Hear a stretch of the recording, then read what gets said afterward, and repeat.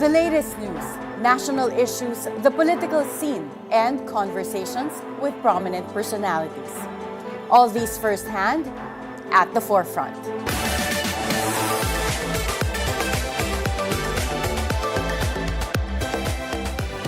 Good morning. I am Attorney Karen Jimeno. Nearly 4 decades ago, millions of Filipinos took to the streets in a peaceful uprising that toppled a dictatorship known as the EDSA People Power Revolution. From February 22 to 25, 1986, ordinary citizens, religious leaders, and soldiers stood together, proving that unity and courage could bring about radical change. Today, despite the government's move to downplay the event's historic significance, many schools and institutions choose to honor its legacy by suspending classes tomorrow. In the age of social media where fake news and historical revisionism have led the younger generation to believe false truths, how important is it for Filipinos to keep the spirit of EDSA 86 alive? Joining us this morning through Zoom is a legend, the feisty missionary Benedictine nun who dedicated her life to working for social justice, the co-founder of Gabriela, one of the front-runners in EDSA People Power, Sister Mary John Mananzan. Good morning, Sister Mary. Good morning.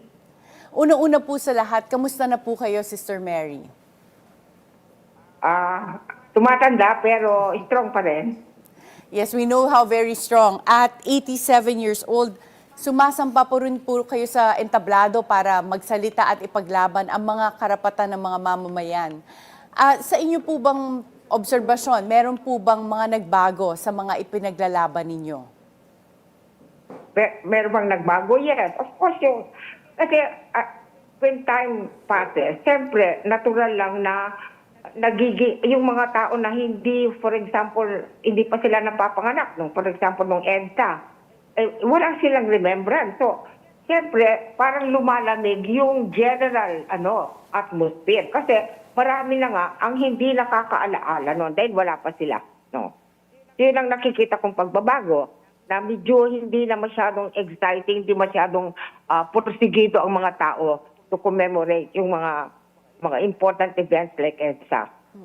Let's go to the events during EDSA People Power. Sa 4 na araw na nasa EDSA People Power Revolution po kayo, ano ang mga hindi nyo makakalimutan sa mga nangyari? Ay, naku, ang dami ko hindi makakalimutan. Alam mo, doon sa may Poveda, no? Yung ngayon ata, mall na ngayon, no? Doon kami. Kasi doon, that was always vacant, pa yon.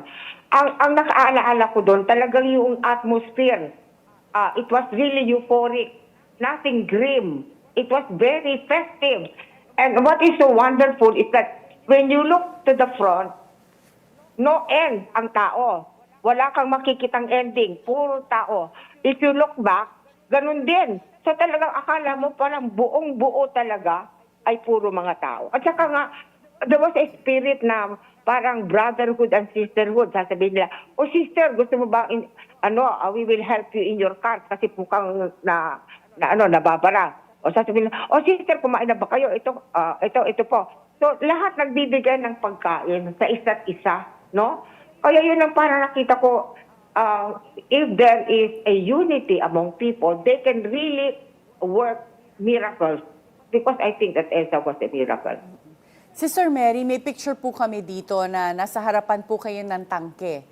Ay, hindi ako yun. Hindi ikaw yun. Okay, Hindi. kasi sabi ng researchers namin, ikaw yun dito. So, hindi po kayo ever... Yung dalawang nakanganga? Meron po ditong nakasmile sa harap dito na nakikipagkamay sa isang sundalo dito sa tangke. Ito hindi ako yan. Hindi ikaw hindi yan. Ako yan. So mali ang Pero, namin, researchers, akala nila ikaw po yan. So wala po kayong pagkakataon na malapit sa tangke. Opo, doon po mismo, doon nga sabi ko doon sa Robinson ngayon. Opo. Doon, merong tangke din doon, dalawa. At saka meron pang mga tiga-Visayas na mga parang Marines, no? Nabinigyan pa nga namin sila ng pagkain. Kasi sabi namin, bakit po kayo nandito? Sabi nila, nag-aantay po kami ng order. Hindi nila alam kung anong gagawin nila. So kumain na ba kayo? Hindi pa po. So binigyan namin sila ng pagkain. Tapos may dumating na helicopter. Tapos may bumaba na nagbigay ng mga bala na parang sausage ba, na maliit.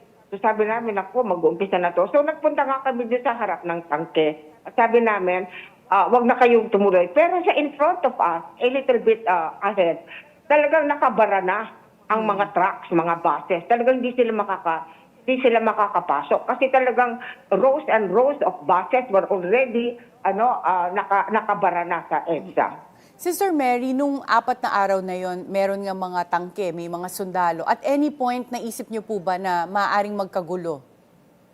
Ay, opo, kasi nga ang balak ni Marcos is talagang lulusubin nila yung dalawang Enrile at saka si Ramos, no? Talagang lulusubin sila eh. Kaya nga kami nagpunta doon kasi tinawagan kami ni Cardinal Sina to prevent bloodshed. Kasi pag nakatuloy ang mga military, talagang papaputukin, talagang putukan na talaga. Talagang there will be a terrible bloodshed. As someone na nandun physically, alam po ba ninyo kung bakit hindi nagkaroon ng bloodshed or hindi na umabot sa kaguluhan? Kasi nga, hindi nga sila makapasok eh. I mean, malayo pa sila sa Camp Aguinaldo. Malayo pa sila, kaya hindi sila nga makapasok dahil sa ang daming tao na. Ang daming tao at saka may truck pa. Paano sila makakapasok? Hindi po ba... Although they attempted to bomb, no? Kasi merong mga bomb I think doon sa Corinthian Gardens na parang may mga pumutok doon. Opo, oo. Yun ang isang maaaring pwede ring mangyari, di ba, na kung sa sobrang daming tao, hindi po makuha yung dalawa na sinasabi ninyo at that time, si Ramos at saka si Enrile. Hindi ba kayo natakot na baka meron din silang gamitin na military na para ma-disperse yung crowd? Kunwari, may mga, pwede rin mga pill bombs or kahit yung mga water cannons. Actually, yung mga military kasama namin nga doon, kasi nakaupo lang sila, pero wala namang ginagawa sila sa amin. Yung tangke nga kasama namin, yung military kasi hindi nga namin sila go on. Kaya nando kami, hindi naman kami di ba? Kami nga ang nagbibigay nga kami pa nga ng pagkain sa kanila. So ano po ang matututunan ng mga Pilipino from this significant event in our history? Yeah. Okay, sa akin, the most important lesson is, if we are truly united sa isang goal, we will achieve it. Ang napaka-importante yung unity of the people at pare-parehong gusto nilang gawin. Sister Mary, ngayong minention niyo po yung word na unity, ito yung nanalong platform ng 2022, yung tinatawag nilang Uniteam. Ngayon na nakita natin na nasira na unity, meron na pong hidwaan between the two officials that ran under this platform. Ano po masasabi niyo? Meron po ba kayong nakikita na uniting issue that can bring unity again in the Philippines given this political climate we have now? Actually, this unity, hindi naman talagang unity yan eh. Kasi iba-iba ang goal sila talaga.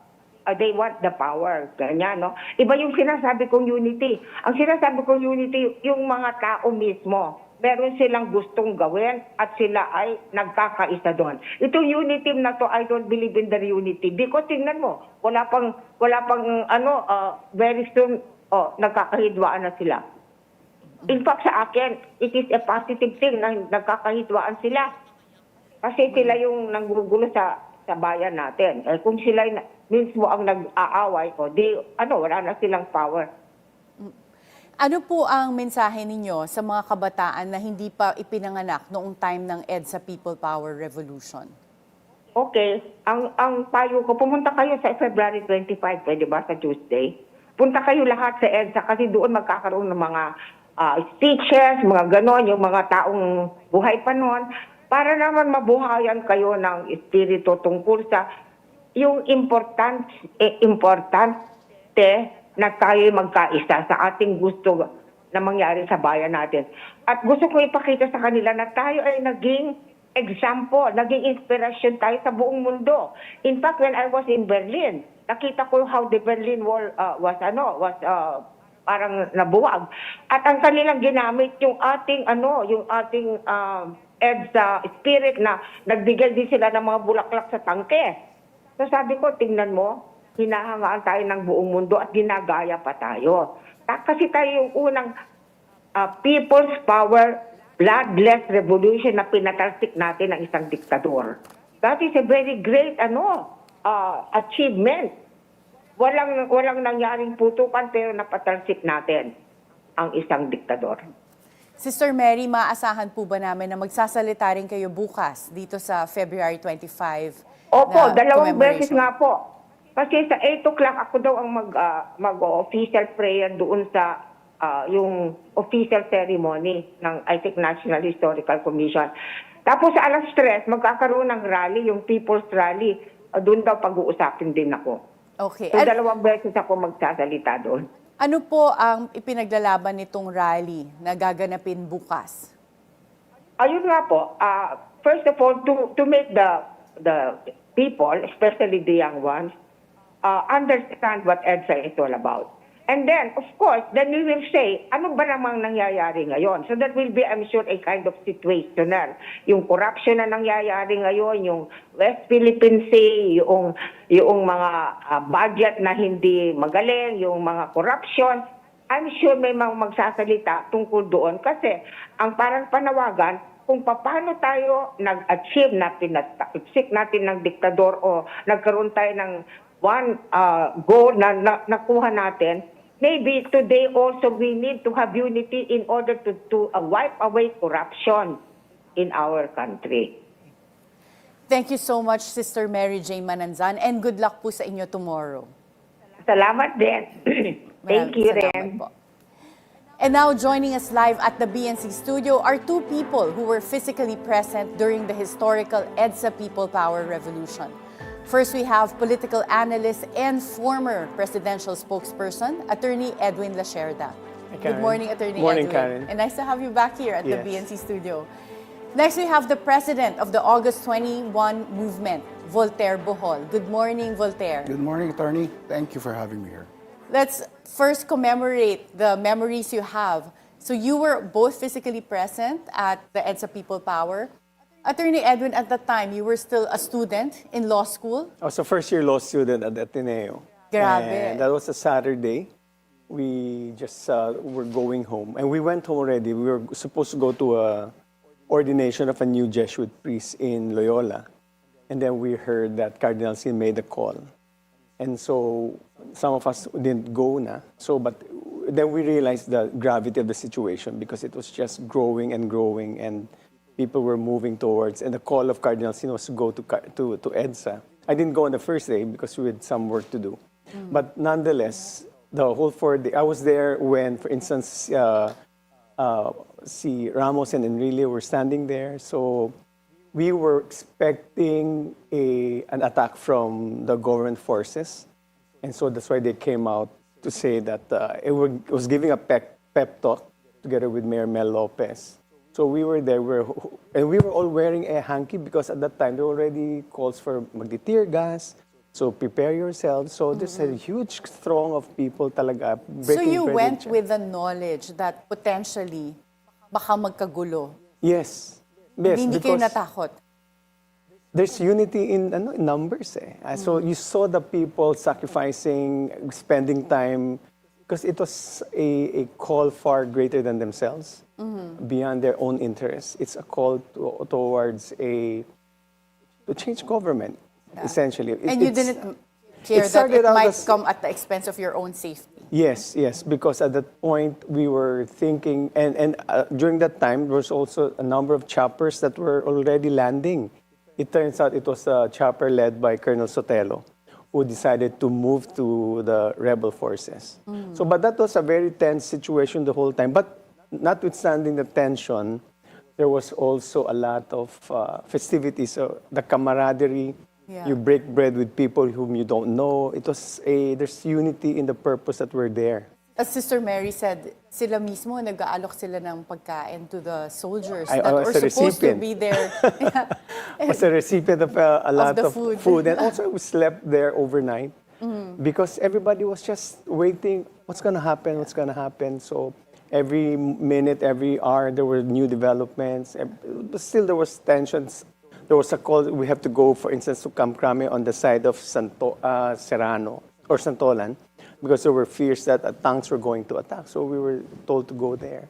But it was really... Attorney Edwin, we found this picture, and I hope this time, tama na ikaw talaga to. But we'll show it here in our screen. And you were really in the front. Yes. Where, in the stage where there, we can clearly see here Ferdinand Ramos and Juan Ponce Enrique. Yes, we were there. They were shouting. They were giving us a pep talk. But we didn't know. They were just giving us a pep talk. But later we realized they were calling us there because there were fears of an attack.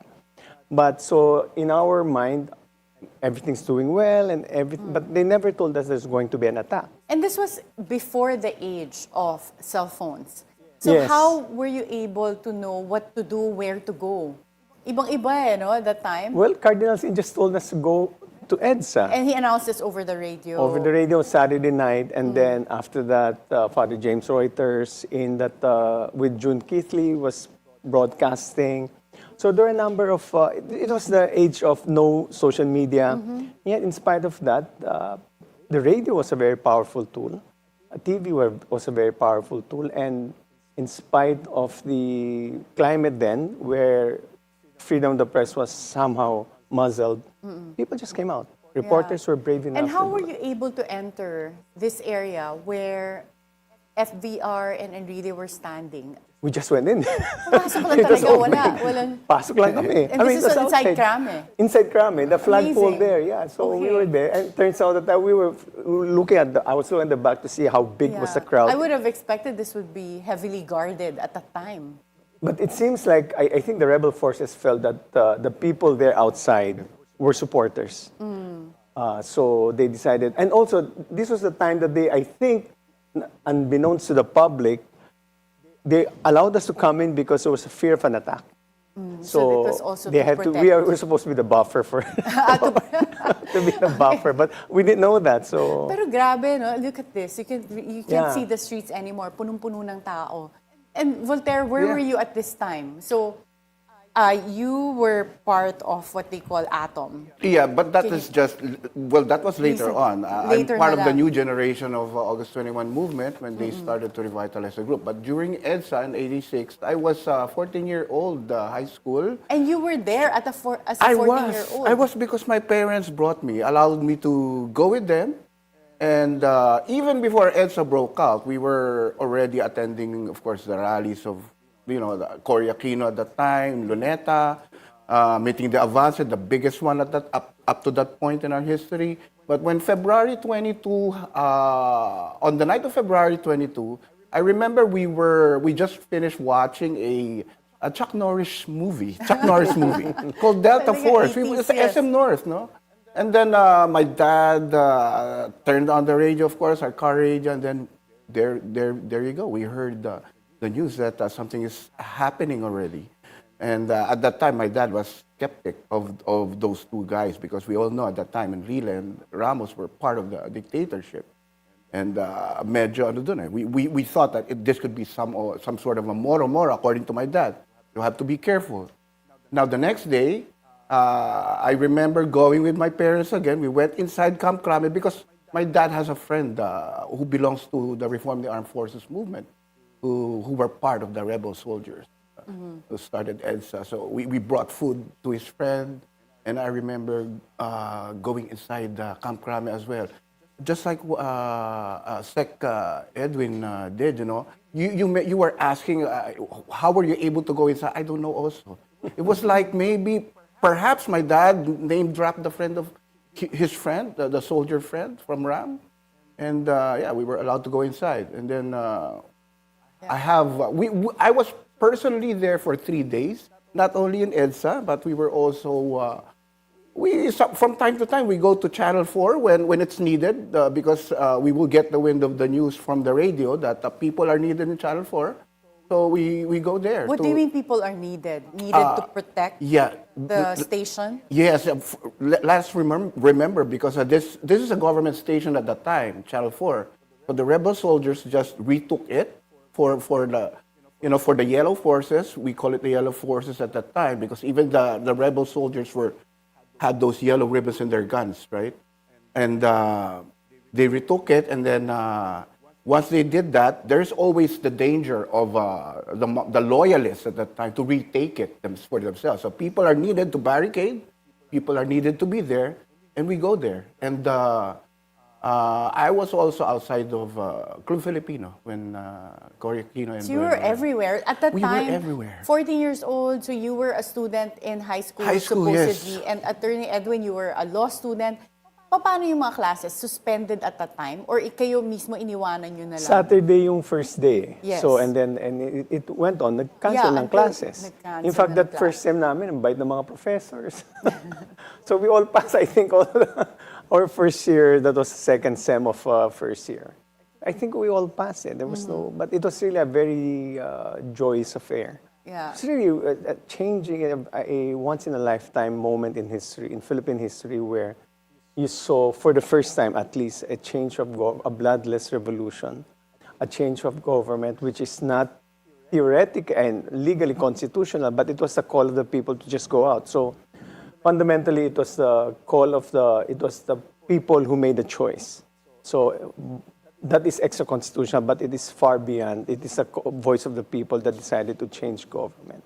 And Voltaire, you mentioned that your father was skeptical at first when Yeah. you saw two figures there that were formerly part of the Marcos government, which was Right. Ferdinand Ramos, FVR, and Juan Ponce Enrile. That's right. So right now, how do you guys feel when you see Juan Ponce Enrile as part of the current government?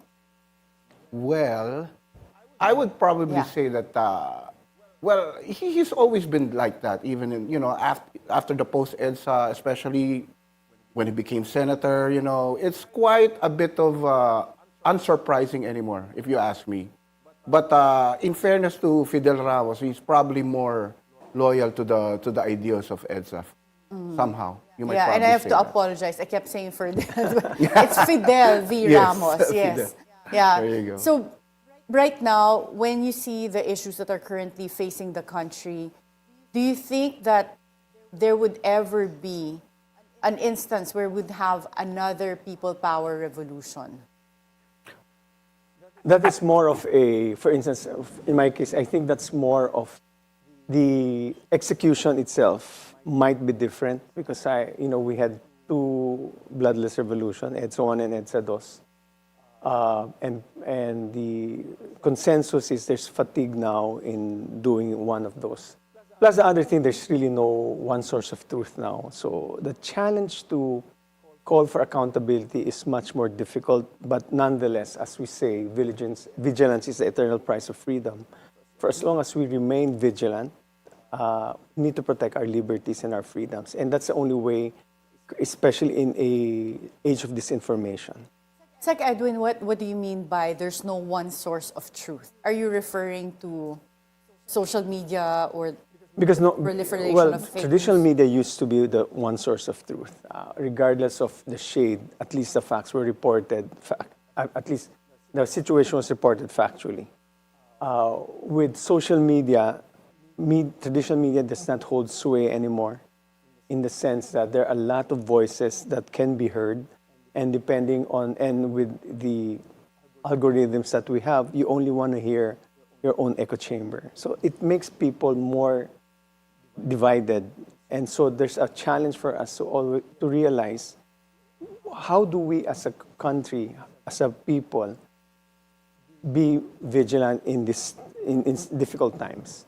But the things that we're seeing right now are all products, for instance, of the Constitution. For instance, the current impeachment proceeding, or the impeachment complaint, was a byproduct of following the mandate of the Constitution. We've got several impeachment proceedings already, post-EDSA. So you see the Constitution still working and functioning properly as it should be. Insofar as vigilance is concerned, there's still a need for us to strengthen our democratic institutions. also the people themselves should really take part in whatever situation they are. You may not be going out on the streets, but you make your voices heard through social media. Of course, there's trolling, but the more important thing is when you now have a voice by way of social media. And believe it or not, I was part of government. It's one thing that we notice, we observe, and we take notice of the comments of the people, because we're serving the people, we're servants of the people. It's very effective. And now we'll go to Voltaire. You mentioned this August 21 movement as being organized after EDSA People Power. Yeah. What is this August 21 movement? Well, August 21 movement was founded by the brother of Ninoy, Boots Aquino, in '83, immediately after the burial of Ninoy Aquino. So this was primarily a group seeking for justice for Aquino, for Ninoy, and of course all the other victims of martial law. Well, to tell you bluntly, it was formed to really bring down the dictatorship. That was the objective at that time, because that was a different time already. It was chaotic, and we remember how the assassination of Senator Ninoy basically was the tipping point. You know, a lot of the non-activists up to that time became non-activists.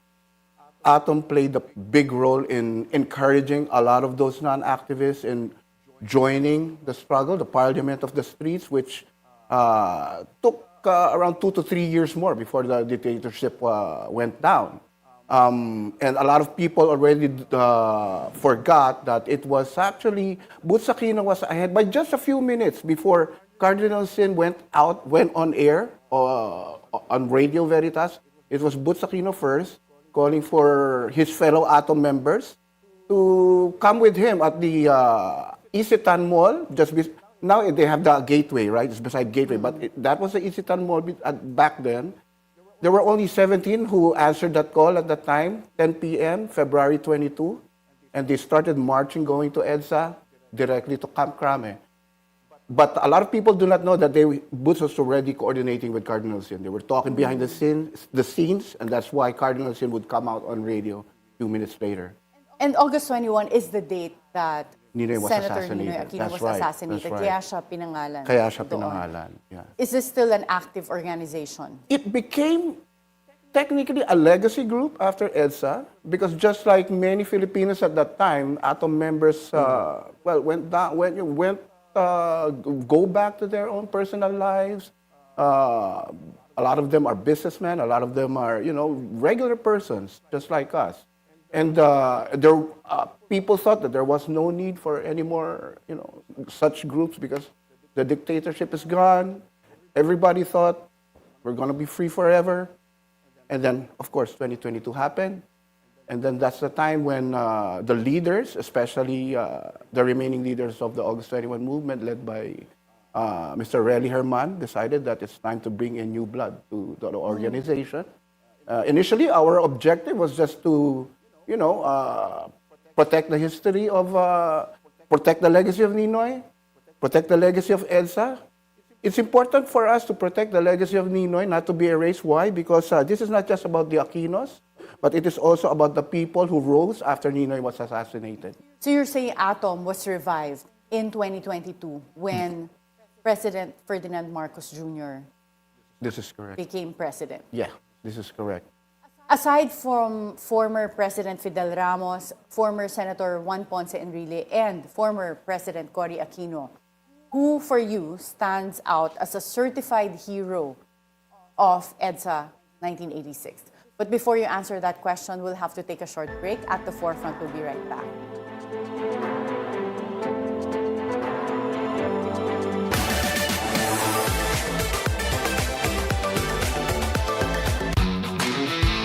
Get to the latest stories. The Philippines bags a historic bronze at the 2025 Asia-Pacific Women's Lacrosse Championship. The updates. Table tennis power duo siblings brought home medals from the WTT Youth Contender. The scores and what to celebrate in the world of sports. I'm Anton Rojas. And I'm Erica Christensen. On the scorecard, Where sports is our business. business is our sport. Only here on BNC, the Bilyonaryo News Channel. Hello and welcome to Follow the Money. I'm Rain Musni. Join us as we explore the tools and insights you need to jumpstart your financial journey. The U.S. Are willing to really engage in many of the departments here in the Philippines. We should bear in mind that what's important is for us is to create more jobs. This increase would only benefit, it's very inflationary. The cost will be passed on to consumer. Keep it here on BNC, the Bilyonaryo News Channel, always on top. Good morning, I'm Mikey Oreta and you're watching Business 360, where we break down the numbers, connect the dots, and give you the developments and the insights you need to navigate, adapt, and lead. Some good news for the economy. The Philippine financial system's resources continue to grow. Thousands gather in Washington to protest massive government reforms under President Donald Trump. Airfares are set to rise in March, but by how much? And that's it for Business 360. I'm Mikey Oreta. Keep it here on BNC, the Bilyonaryo News Channel. This February, let's celebrate love in all its beautiful forms. Whether it's romance, friendship, or family, love makes every moment special. From our hearts to yours, Happy Love Month.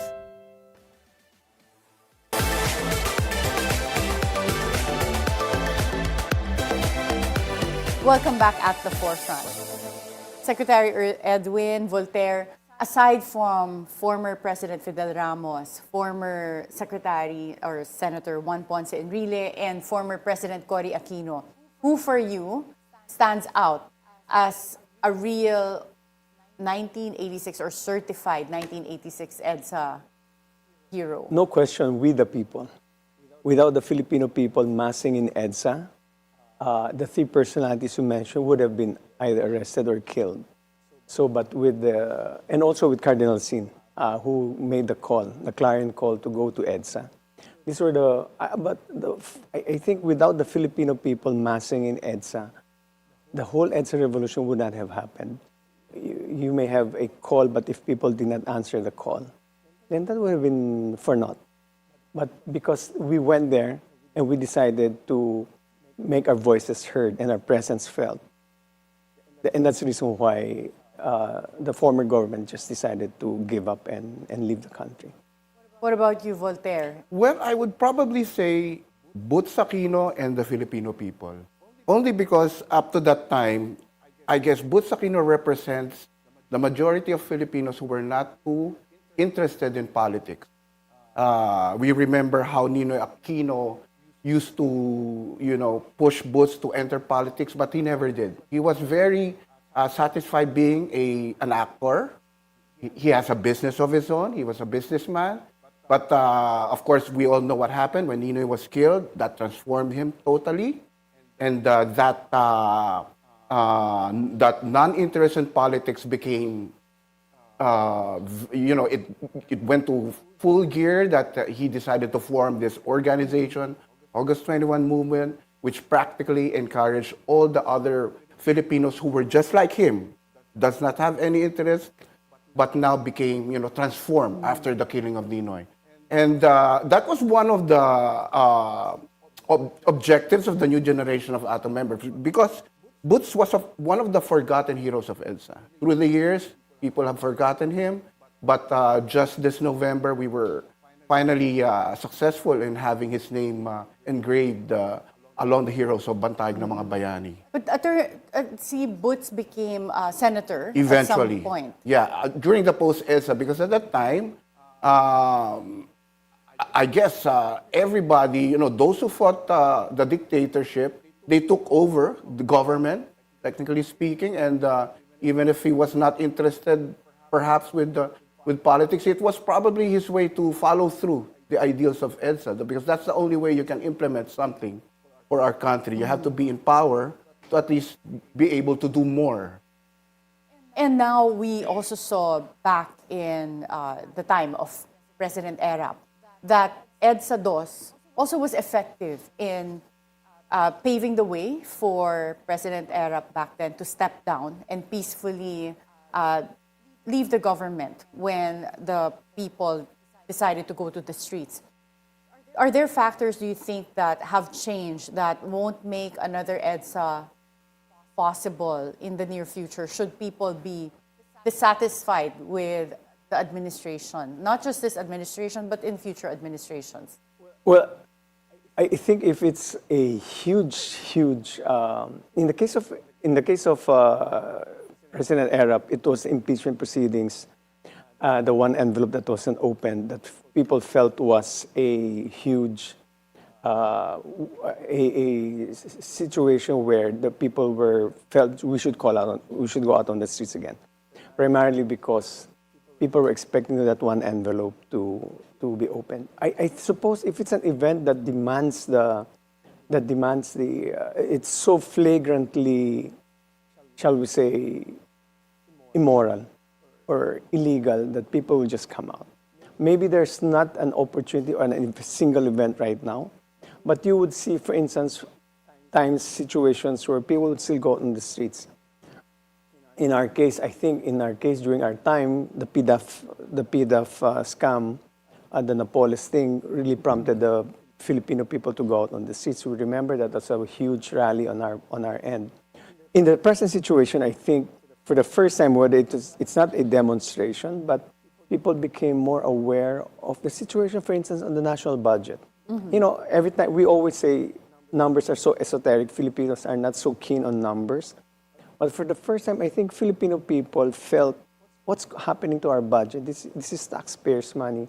And there was a huge consensus that there's something wrong with our national budget. And people did voice their opinions, and government also responded. That's why there were people who were removed from their posts on the legislative side. So there is always a voice, and I'm saying that we would always have to be vigilant.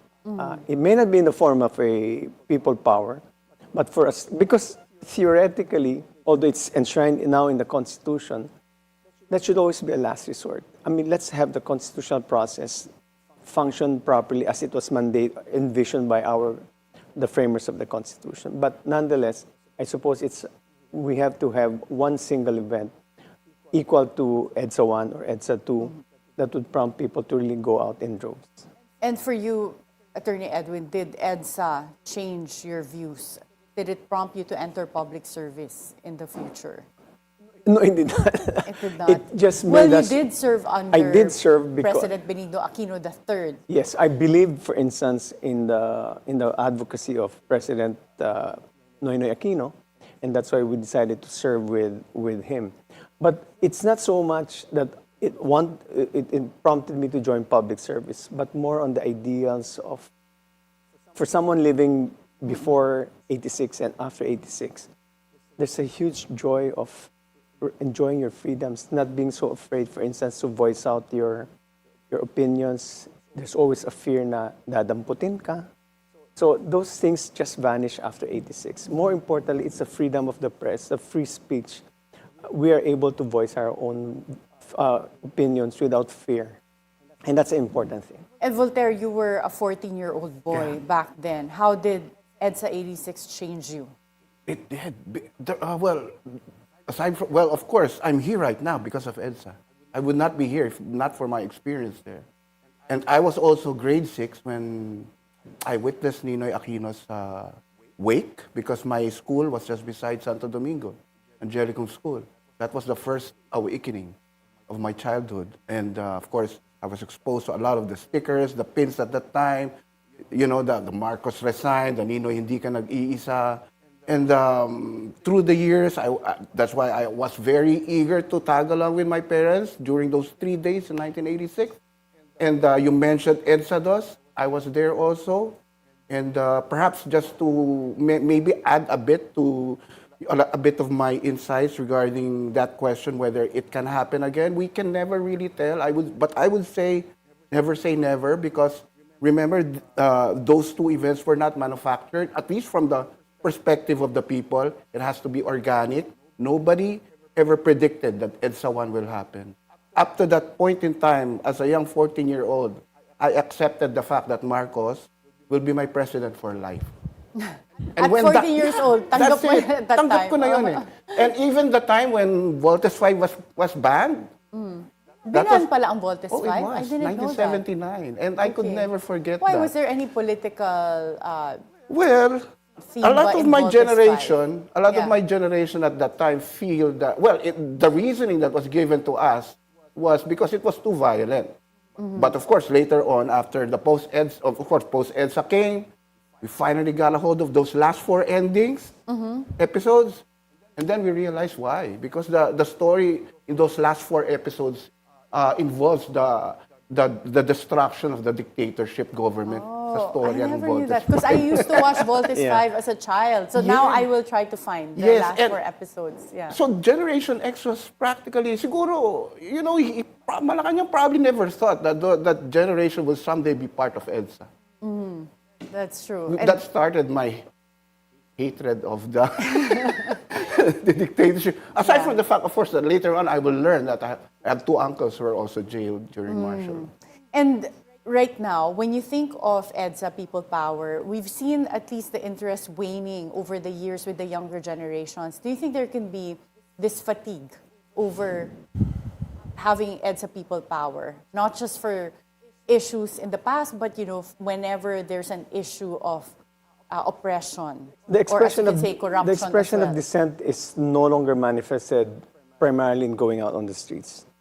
It's fundamentally expressed in putting out your opinions or comments on social media because that's the fastest way to communicate your views. And it's given one a perk to share your opinion. So it's really I think it's quite difficult to mount another people power unless it's an event that demands the full attention of the Filipino people. It so exasperates the Filipino people to the extent that I'm willing to go out of the streets again and voice my opinion. Other than that, it's really going to be difficult, especially with the new generation, which have a different way of expressing their opinion. So but nonetheless, the spirit of EDSA lives on right now because, for instance, every government has to exercise good governance because that's part of the investor confidence.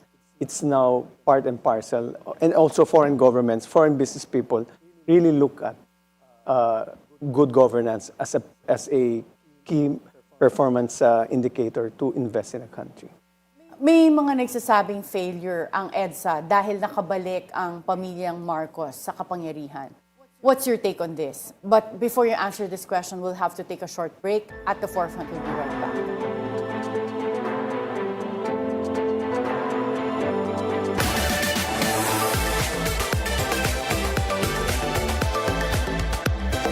Ciao, mabuhay. You are watching The Word Exposed. Prepare our hearts as we dive deeper into our faith and receive the strength from God's Word. Join Cardinal Luis Antonio Tagle as he shares the reflection we need for the rest of the week. We pray that the Word of God would find fulfillment in your life and His blessings be always upon you. Every Sunday, 7 a.m., with replays at 3 p.m. Right now, what's good about P-pop is they kind of understand how the domestic market works. Kasi before, ang aim nila is to go global.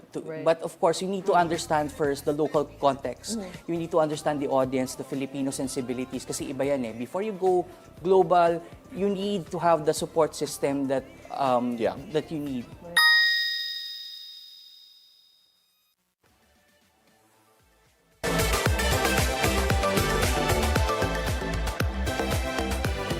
Welcome back at the Forefront. May mga nagsasabing failure ang EDSA People Power dahil nakabalik ang pamilyang Marcos sa kapangyarihan. What's your take on this? I think people power never failed. That was a single point in time where we were able to overthrow a government. What failed is the education thereafter. For instance, if you're looking at Germany in World War II, they made sure that fascism never rear its ugly head again. In our case, it's a failure of education to impart the importance of EDSA. Somehow along the way, people the younger generation failed to grasp why is it so important. Not unlike, for instance, Germany right now, they're inculcated in why fascism is wrong. We should never go back again to an era of fascism. Here in our country, I think we fail to understand or to impart to our younger generation the very importance of what happens when freedoms and your liberties are taken away. To that extent, it's education that failed us, but insofar as that single point in time, where he was thinking that Marcos would be the president forever, we were able to stop that and to introduce a new democratic government.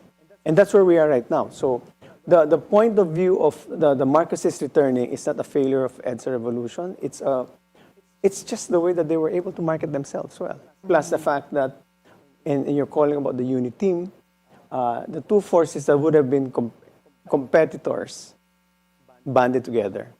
They prevented the situation in 1992 where Fidel Ramos became president because Joe DeVie, Imelda Marcos, then Dinko Hanco did not decide to unite themselves.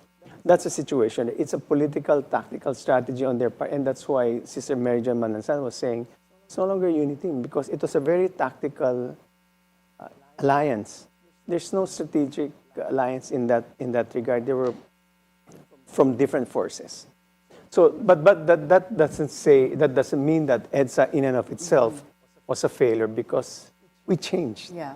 So I think what's very significant in what you said is basically the winning was part of how they were able to market themselves. Right. What about you, Voltaire? What's your take on this? Of course, it was never a failure. This is almost similar to when the Japanese invaded our country in the 40s, and people might just claim that, the 1896 revolution was a failure. But even until now, we celebrate Independence Day, remember that. So this is why February 25 should continue to be celebrated, even if the Marxists are back in power. Now, history is still being written. History is still continuing. It doesn't mean that it ended after the Marxists came back to power. It did not. Like Sec Edwin said, they just were able to perhaps manipulate or make use of their ill-gotten wealth to come back again and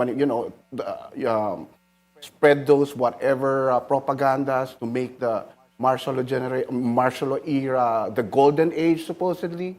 But I think sooner or later that will be exposed, and what the schools are currently doing, that is probably a good start, because this is the first time that in the last decade or so that we are seeing an organic stand by all the schools declaring their own holidays, even if Malacanang declared it as a working holiday. What is your take on this administration removing February 25 as a national holiday? Well, it is definitely a part of a concerted effort to erase whatever Filipino legacy about freedom involves the legacy of the Filipino people. Remember, we also had that controversial paper bills issue last December, when an unprecedented move of removing our heroes, instead they replaced it with our endangered animals, which is also very important. But this has never been done in our country. The last time that people were removed from our paper bills was during the time of the Japanese occupation. So we look at these things on a wider perspective. There's the holiday. Remember August 21 last year? Few weeks before August 21, they decided to do a holiday economics. Normally, if you want to do holiday economics, you announce it several months before. But this was done like few weeks before. It was like it was done to sabotage some of the August 21 activities. Attorney Edwin, how significant do you think is it that private schools and other private institutions declared February 25 as a holiday, despite what Voltaire said that this administration already made it a non-holiday? The irony of what the government is doing is the more you try to downplay the EDSA revolution, the more it becomes more prominent. And you will never expect what blowback will happen. For instance, what's happening now to the private schools, this was unprecedented. They decided to defy the call of the government, and they want to keep the memory of EDSA alive. If I was government, I would just keep it as it is, because it's a factual reality. You're trying to erase the memory of something that was so monumental in Philippine history. And that, I think, all the more would burn the national image of EDSA. People will be wondering, why are they trying to take out? And so people who used to be indifferent, apathetic, would somehow, in some way, try to understand what is EDSA all about. And Attorney Edwin, legally, this is allowed because private institutions have that freedom to declare what's a holiday for their schools. But public schools, they're not in the same position. I'm not sure. I'm not familiar with the, but I would defer to you. Yeah. No, but UP, I think, has also declared tomorrow as a holiday, right? So I think it appears that even public institutions can make that call. But because UP is an independent autonomous. Yeah, they have their own charter. They have their own Yeah. charter. But initially, remember, they initially declared it as an alternative day for their students.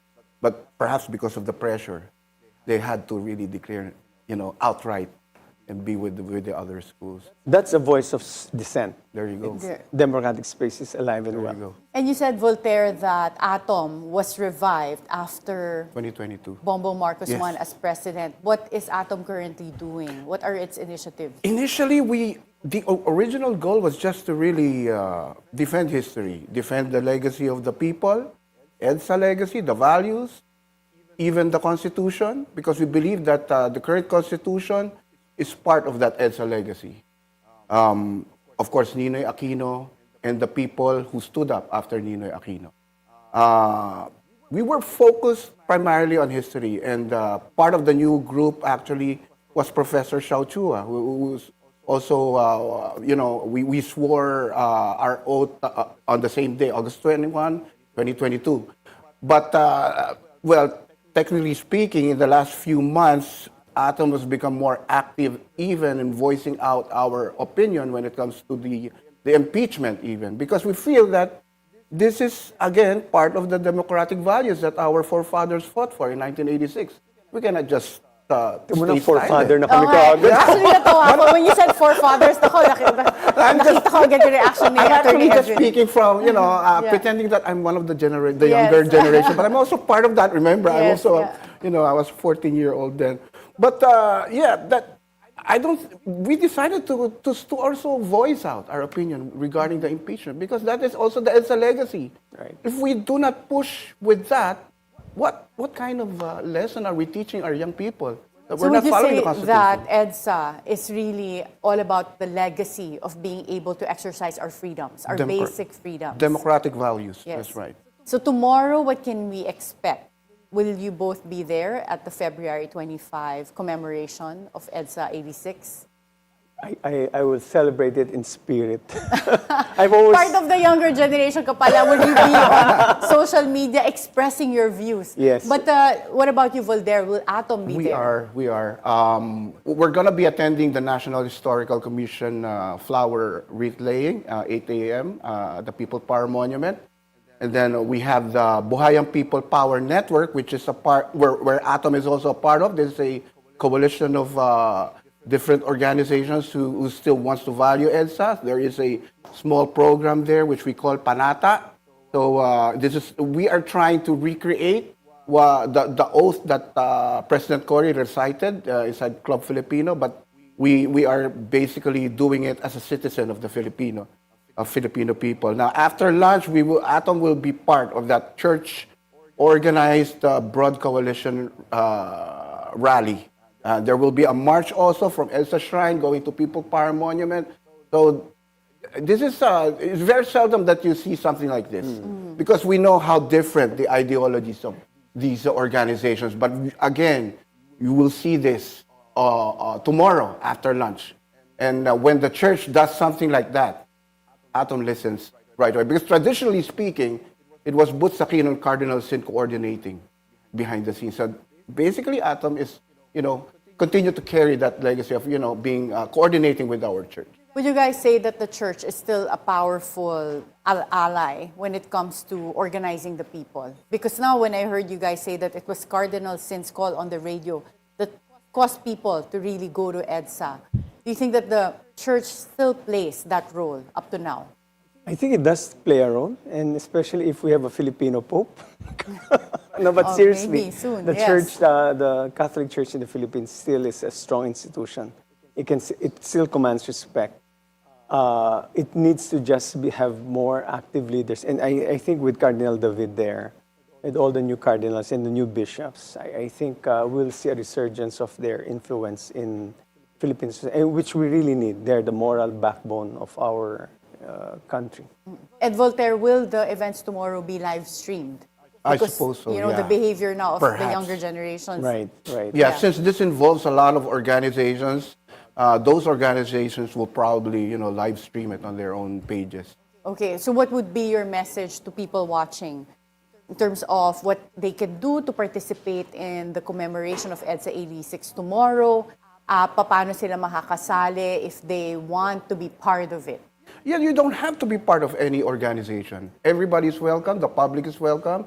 Join us from 8 a.m. up to the afternoon activities. You are welcome there, and you will learn more about what EDSA is all about, because this will be tackled. And of course, those events tomorrow will also bring the values of EDSA into the current issues that our country are also experiencing right now, which is also very important. That's why EDSA remains relevant up until this point.